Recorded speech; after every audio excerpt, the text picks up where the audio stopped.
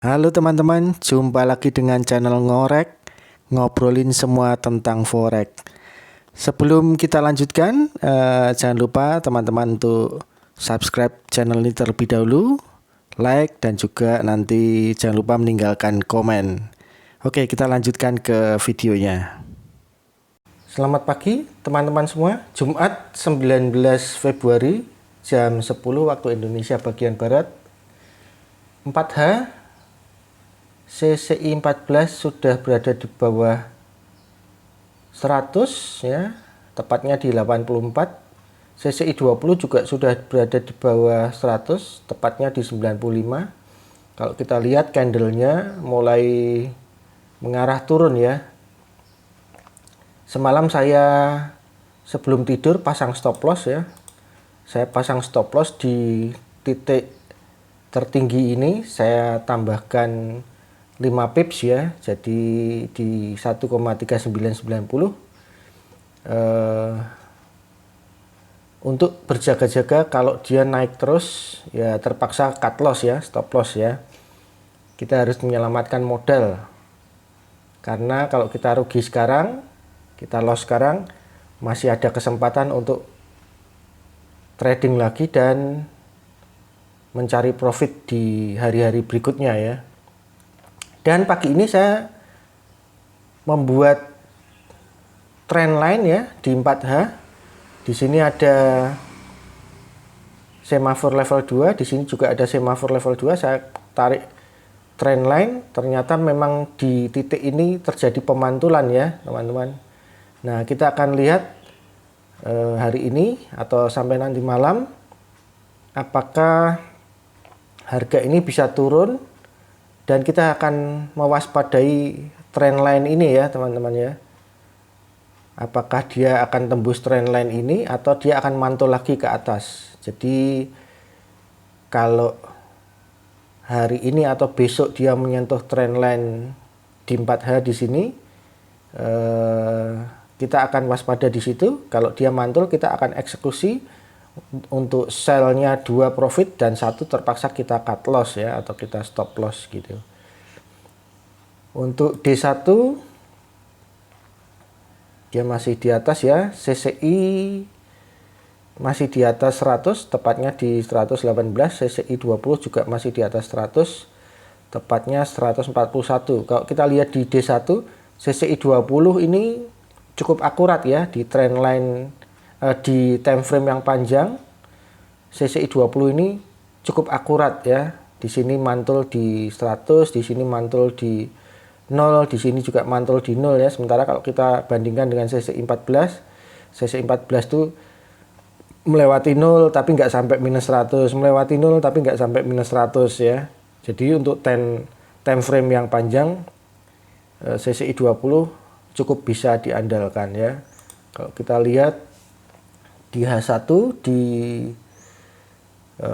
grafik yang lebih bersih ya, di H1 dia sudah menyentuh Bollinger Band yang tengah ya. Apakah dia akan mantul ke atas ataukah dia akan tembus turun ke bawah. Kalau kita lihat MACD-nya, barnya di bawah garis ya.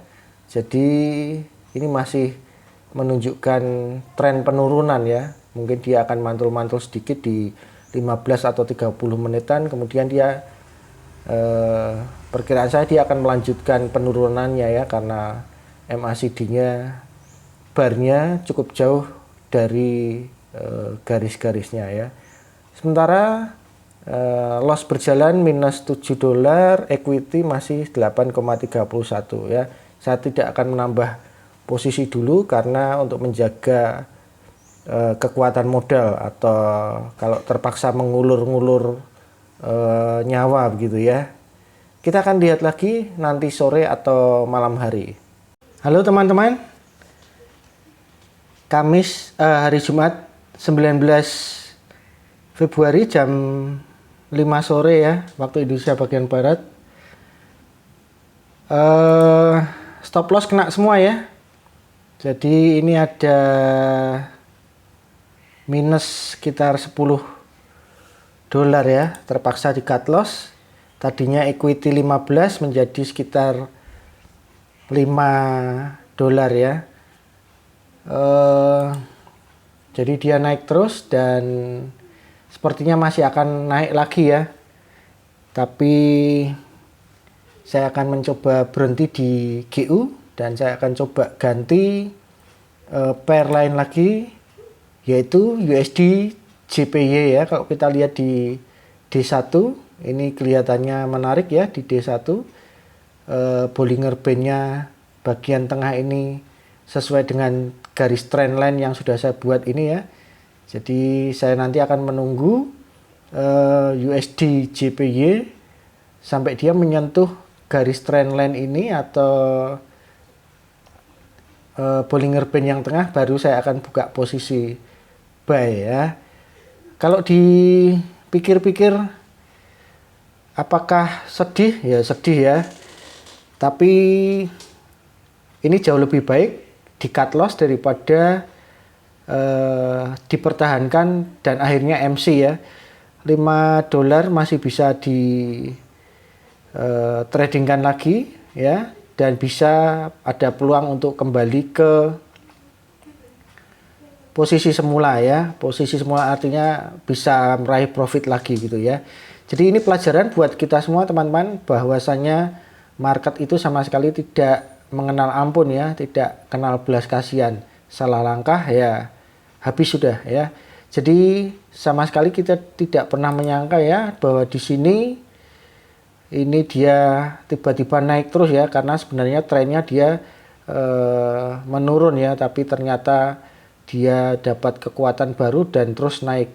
Atau mungkin teknik-teknik yang selama ini saya gunakan juga mungkin kurang pas. Jadi saya harap pengalaman ini bisa menjadi pelajaran bagi kita semua ya. Nanti saya akan coba di USD JPY ya. GU itu jauh lebih liar ya, GU dan GPB JPY itu jauh lebih liar ya dibanding Euro USD ya. Sedangkan USD JPY itu lebih lebih jinak ya, karena dari dulu USD JPY masih bisa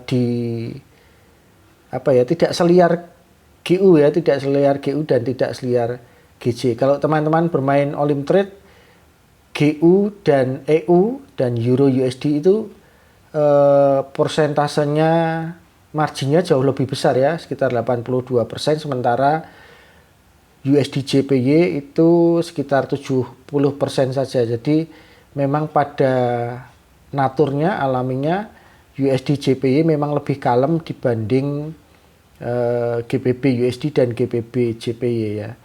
Oke, saya akan pindah ke USD JPY. Nanti saya akan lihat, saya akan tunggu sampai dia menyentuh Bollinger Band yang tengah ini, baru saya akan buka posisi ya. Demikian, semoga bisa diambil manfaatnya. Jangan lupa untuk subscribe ya teman-teman. Happy trading!